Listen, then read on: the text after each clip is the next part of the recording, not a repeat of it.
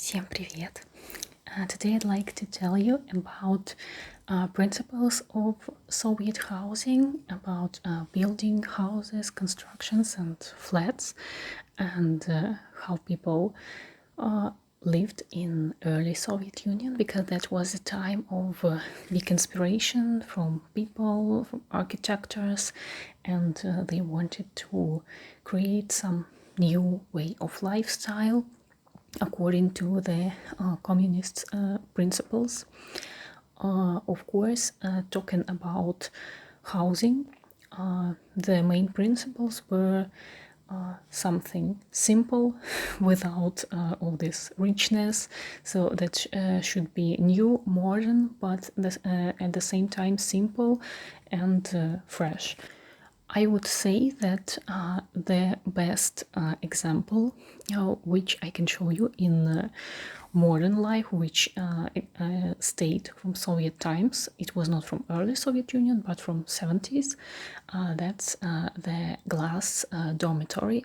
It is called in among the people glass because it has got the shape of glass. So that's the round building with small rooms with round ring corridors, and there was no kitchen because kitchen was how to say it, so like in communism, mostly in early ideas, but also later it was like a slavery for women, and they wanted to make them free from kitchen, and they wanted to push the idea that there can be no kitchen in the flats, and there were built not so many, but there was the idea to build in Russia we call it factory kitchen. So actually that's just the usual cafeteria without waiters, but like a buffet. So you just come, they put the food in the plate for you, and you pay, or it was free for, I think it depended, and that's it. So you don't need to cook. And talking about glass dormitory, I guess there was the kitchen on the first floor. So you live there, and on the first floor you can go and eat.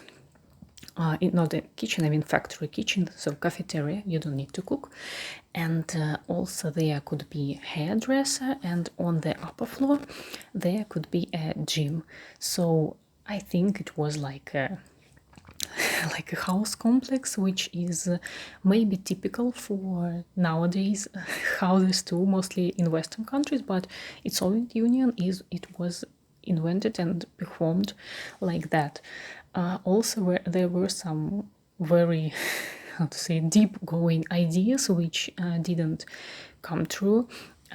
That women can just give birth to the babies and not raise them by themselves, but giving them to, I don't know how to translate it in English, giving birth factory, where special people raise these kids. So again, it was about freeing women from kitchen and kids, but this idea wasn't realized, I guess, because people said so.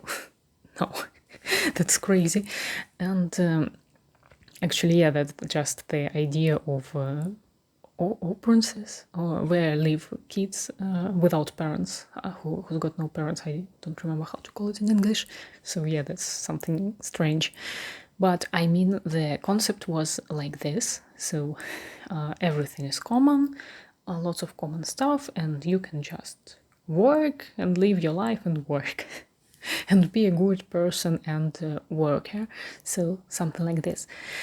Also, there is such kind of stuff in Russia, mostly in big cities, which still exists and which was very typical for Soviet Union.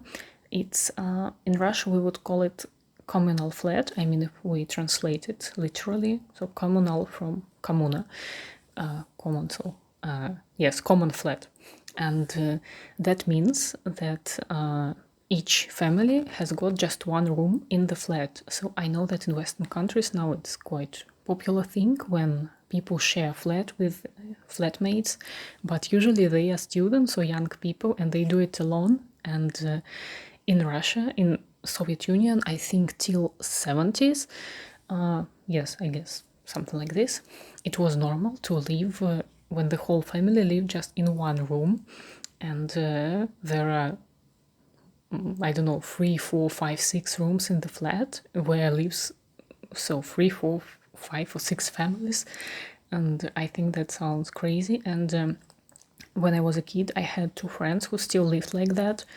One friend, they had 6 rooms with 6 families, and the second one, they had 2 more families living in their flat. And yes, they lived in one room with their parents, and usually they tried to separate the one part of room, for example, with bookcase, so the one part was for parents and one part was for kid. And these my friends, they told me that, for example, in the morning there can be a line in the bathroom, in the toilet, and for me that sounds crazy that you need to share your bath and the toilet and the kitchen with not strangers, they are your neighbors, but they can be anyone. So I don't know anyone with their own illnesses or something, because you can't check it, and that's crazy for me. And yeah, and you can't lay in the bath, for example. I think I would feel nasty to touch anything there, because I'm very, don't know how to say it, I'll write you the word, and share the kitchen. And they have their fridge in their rooms, because yeah, there can be common fridge on the kitchen, but usually they have their own fridge, their own microwave, and they add in their own rooms, so they spend most of the time just in their rooms, and that's it.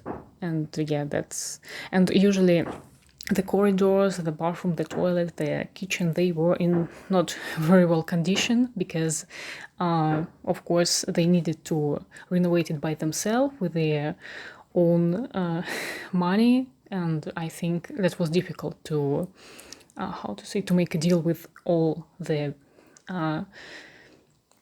old people who live there, to how to do, what to choose, how much, and to take money from them and all that stuff. That sounds a bit crazy for me, because I never had this experience, and I'm very happy with that. But yes, that's exists, and for some people that was really normal for all their life. Mostly that's typical for people who live in city centers, because yes, in new districts usually there are the flats who are not separated, and for city center usually they live very rich people or not rich people who live like that. And sometimes it could be more people. So for example, parents, grew up son, he's bringing his wife there, and they live behind the, I don't know how to call it, I'll text it. And also there could be some aunties, uncles, so 6 people in one room, for example, and that was normal. And I think that was crazy. And the craziest thing was that before, these flats were owned to some aristocracy. For example, many of them left Russia after the revolution, but people who stayed, they came across with such situation. And of course, people who survived, who wasn't sent to the I don't know how to call it, to Stalin's camps, where, so actually it was very similar. I think it seems to me that it was very similar with Nazist camps for Jewish people and for someone. And in Soviet Union there was the same stuff, but for people who were like enemies of the government, aristocracy, also Jews, also everyone who was not well according to government thought. So everyone could be sent there.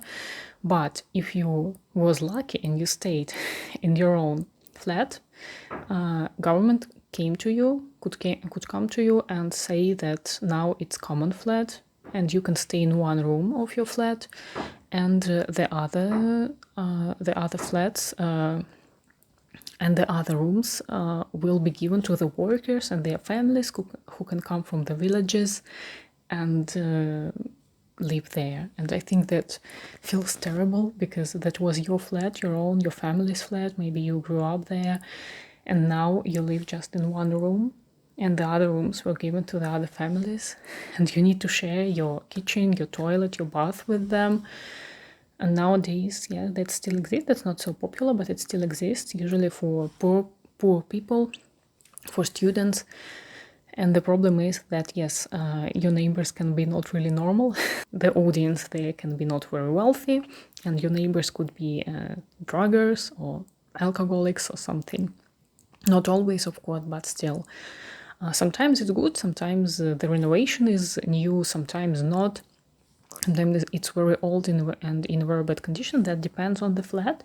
But I just want to tell that it was very typical for Soviet Union till the 70s. And in the 70s, there were built small 5 floors houses, and many people were given their flats, own flats. They were small. They were, according to the nowadays measure, they are tiny, like a dollhouse, but they were their own flats, and they were given for free, according, I don't know, the size to the family, the size of the family. So there could be 1, 2, or 3 rooms, sometimes 4 rooms, but very rare. Mostly the 3 were the biggest. So something like this.